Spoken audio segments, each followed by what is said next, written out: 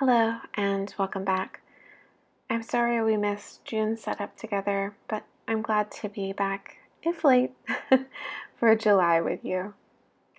So for July, my card of the month was The World Reversed, which left me with working with the idea of moving on from old patterns and into boundless possibilities. So for that, I went with yellow orchids and plumeria. And right now what you're seeing is me inking these in with a Pigma Sensei pen, and I use a few various sizes for that. And to go through and ink in all of the flowers and the orchid pots before I come back with the color. And the reason for that, as you may guess from that little color swatch you can see in the corner there, was that I couldn't decide which exact tones and palette I wanted to work with for the month. So while I was deciding, I did go ahead and ink things in, including what I'm doing here, which is a Plumeria mood tracker. So there are Plumeria flowers for every day of July, and later I will go in and set a key with different shades of yellow and orange to represent the moods so that I can represent them there. I did go ahead and kind of place in 5 of my month trackers, but I did not label them with what I wanted for them or assign meanings to the different symbols because I was filming this at the end of June and knew there were going to be some changes coming that I wasn't sure of, so I hadn't decided yet what I wanted to do. And in full confession mode, we are now almost 10 days into June, and I still have not set those little trackers. I've been tracking my mood, but I haven't set my little trackers. So this bit I'm setting up here for is going to be the goals and the mental inventory pages. While you're watching me ink in here, I did think I would tell you a little about why I chose these flowers. Oh, first let me tell you this. This is the Zebra Mildliner pen with the brush tip, and I do occasionally use the chisel tip as well. All of the rest of the colors used in this video are Crayola Supertips, and the color balance here is a little off, so they look a little more saturated on video than they are in real life. So let's talk about the yellow orchid. When we're looking at the yellow orchid, we're looking at symbolisms of new beginnings and joy. And when I was thinking about letting go and moving into possibilities, again, it brings up the idea of new beginnings for me. So both the yellow orchids and the plumeria are associated with new beginnings. Plumeria also has associations with beauty and gracefulness, which I thought would be just kind of perfectly appropriate for this encouragement to let go of old patterns and moving into possibilities and new patterns and the next step in stories.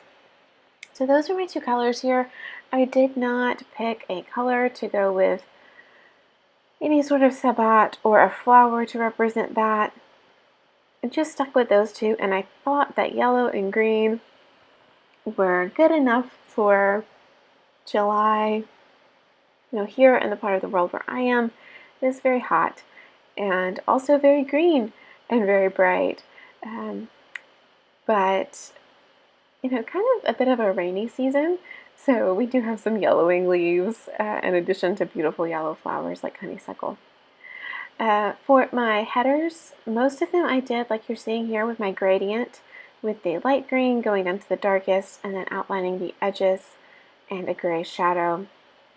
I realized when I was numbering the days here that I accidentally skipped the 21st of July, so I did have to go back and mark things up again.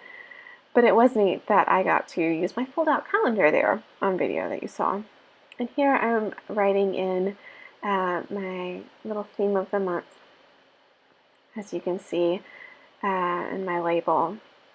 So for both my gratitude tracker and my symptoms log, I wanted to do full pages for each and greeting from the kitty cat. We definitely had to pause there for much longer than it looks in the video to convince him that the notebook was not a bed for his nap.